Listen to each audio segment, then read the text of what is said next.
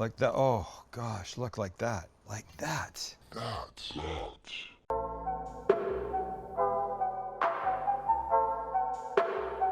If the ribeye is the king of steaks, that makes the picanha the queen of steaks. And if that's the case, we say all hail to the queen.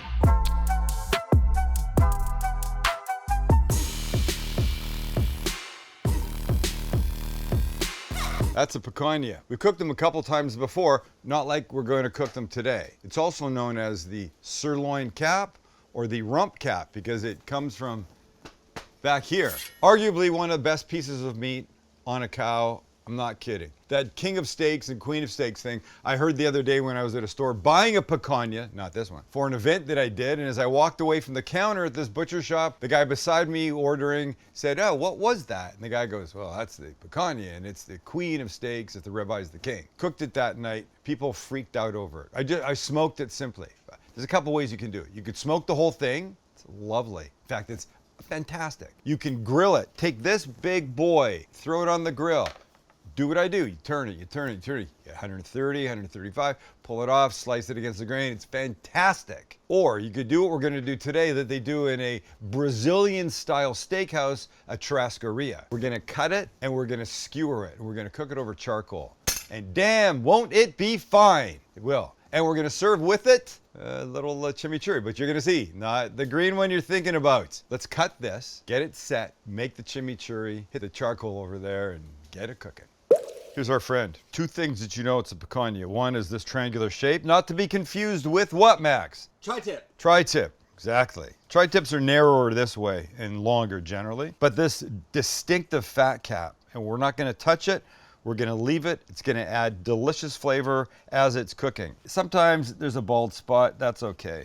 Hey, I have them, so it's not going to be bad here. So we'll flip it over and see what we're dealing with. This looks pretty good. This silver skin we don't want. I'm going to get rid of that. This kind of clumpy fat, you can probably pull some of that off, but we're going to trim that. We'll get rid of this. Some of it just comes off. But underneath, that silver skin is not helpful. That doesn't melt. So let's just clean this guy up a bit. We get underneath and just pull.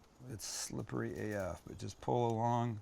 Let me just get down to what's important here so I can teach you something about how we're going to cut this guy up. Now, you see this marbling? This is a Wagyu Picanha. Maxie went out and bought us a beautiful Wagyu Picanha. Thank you, Maxie. You're welcome. Everybody say thank you, Maxie. Thank you, Maxie. There you go. Good, good, good, good. These little bits are fine. Max just said this is a beautiful steak, and I would like to agree with him, but really at this size, it's essentially a little roast. So say it again, Max.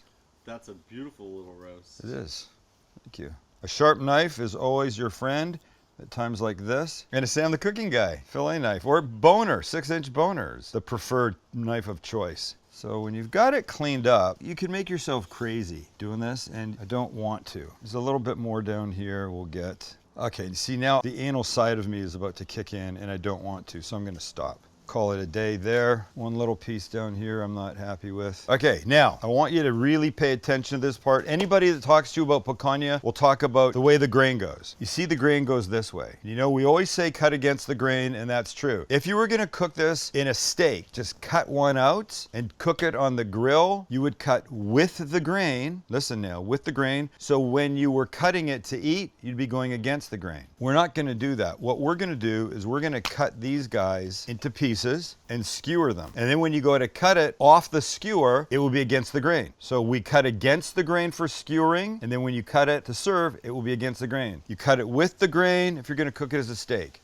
Everybody got that? I hope so. It's a little confusing, but Should yes. it shouldn't be confusing. Okay, I'm just gonna square up this side. Take this little piece off here. That will be saved because this is a valuable little bit to grind up later. So now I have my choice of how I'm cutting here. I'm gonna go, I can get 1, 2, 3, maybe a little bit will go to that pile. So if we go about this big, we cut. There's your fat, Max. How beautiful is that? So there's 1, let's cut this guy about the same. 2, this guy's a little smaller. We'll go 3 fingers this way. So now I have this kid to grind along with this piece to grind. This will be one of the best burgers you'll ever have right here. Okay, but now let's talk about this. Here's what we want to do. Here's how we skewer. You might have heard of a restaurant called Fogo de Chao. They do this. It's a Brazilian steakhouse. So only thing we're going to give it is some flaky sea salt. And before I wrap it up, I like to season it so you can get all the way around. Only salt is the Brazilian way. And I've not been to Brazil. I have been to Fogo de Chao. Here, here, here. All right, watch. We take our skewer and we're gonna go through here and through here. I do not want to cut myself. I think we can get these guys on. That'd be pretty tight. Can we get this little guy on the end? I think so.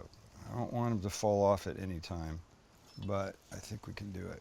And, oh, there we go. Okay, let's get this extra salt. Let me just set this guy on here just to rest. Salting early is never a bad thing. Let me give this a wipe. We'll make our red chimi and we'll go to cook. By the way, our recipe for the red chimichurri comes from Sam the Cooking Guy in the Holy Grill. Right there. That's what we're making. That's the green. We've made the green before. This is the red. Different flavor profile. It'll be fantastic. Just do what I do. All right, into our container, garlic cloves, a shallot, rough chopped, loosely packed fresh parsley. Same thing with cilantro, some jarred roasted red peppers, of course, our BFF, some ground cumin, smoked paprika, red pepper flakes, red wine vinegar, and olive oil. Lid on, and we mix. Perfect. And we're there. Oh, look how fantastic that is. But it's not about looks. It's about, oh, holy shit. Wow, so different from the green. Tell you what, we can't use it till we grill the picanha, so let's go. All right, so here's my thinking. My fire's in my chimney. Oh boy, that's some hot charcoal. And now the picanha, and if you look at it, Max, you see how it's all wet? That's the salt pulling out the moisture, but then it sucks it back in. This guy goes back on like that. We come over and on we go. Of course, we tried to stay in the heat zone, not necessarily just in this little circle, but the thing about picanha is this. In a churrascaria, it's on a rotisserie system. They cook till the outside is beautiful. Then they bring it to the table and they slice thin, gorgeous pieces of it. Then they put it back on and they get the outside all grilled up again. So that's what we're gonna do. But you see this, the white, the intramuscular fat. That's what makes picanha special. That's what makes any meat special. That's what makes this particular picanha special. So now it's been what, a minute? Let's look. So let's do what we do. Let's turn. We need more color than this, but it's gonna get great. And in fact, we want that fat to get rendered and charred up and cooked as well. So because I don't have a rotisserie, the plan is gonna be approximate that as best as I can, and that's by doing what we're gonna do, this.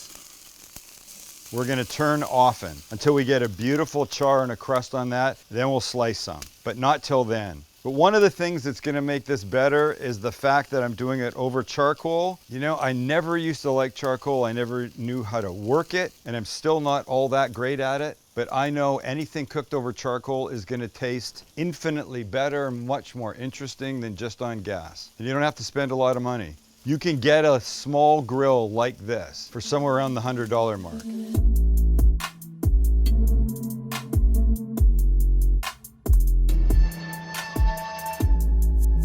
Crazy that is. I'm going to turn that again. And so if it starts to flare and the fat drips and you got too much flame, get it over to a side where there's not immediate charcoal below it. Let it cook a little bit. Bring it back. Give it a flip. Push it off to the side. Bring it back to the middle. I don't think you can make too many mistakes here. Start out with a good piece of meat. Treat it with a little respect. Don't overcook it. You're going to be fine. Do you respect wood? I respect wood? Do you respect wood? I respect wood. What's that mean? I'll let the people in the comments let you know. Do I respect wood? Do you know what that means, Chance? If I go to the youngster and he doesn't know, then... You should know, Dad. You're going to be embarrassed when you find out that you don't. Wood? Do you respect wood? Look what happened. I melted my gloves. Piece of shit. Nice work. Fucking assholes. God damn it. Well, now what do I do? Now I got to get another glove. I don't know how that happened. Oh, a lot of fucking fire. Got a little charring here, a little more charring than I had planned on. But now I want to go cut some.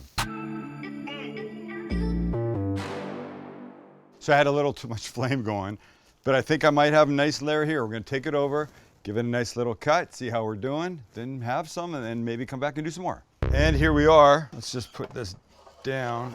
Hi, baby, how are you? Now here's the move. They come along, they slice a little thin piece. Like that, oh gosh, look like that. Like that. And this beautiful, rare, fatty on the outside piece of gorgeous charcoal picanha has to be eaten.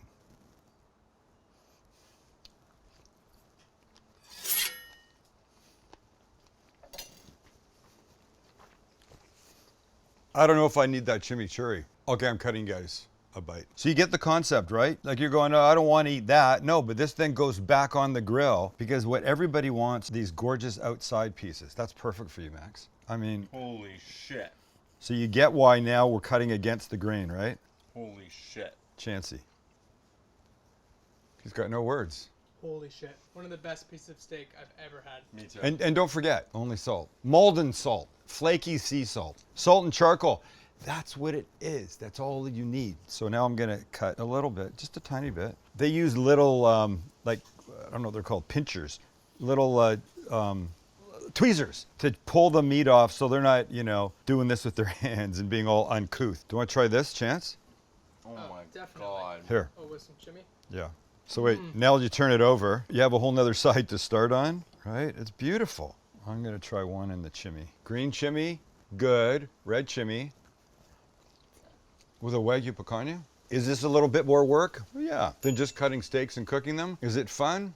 Oh, you bet your ass it's fun. So we each have another couple bites and then I'll go put it back and continue to cook. So you've seen the process. You don't need to see more of it. The point of this was to tell you A, how good picanha is. B, what an interesting way to cook this way is. And to show you a red chimichurri, which is fantastic. Out of the book, by the way. So I don't know how to wrap this up. So I'll tell you what. Maxie, Chancey, just play us out with some beautiful music. Well, I cut one more bite here and then head back over there to finish searing the outsides. Wait for it. Look at that.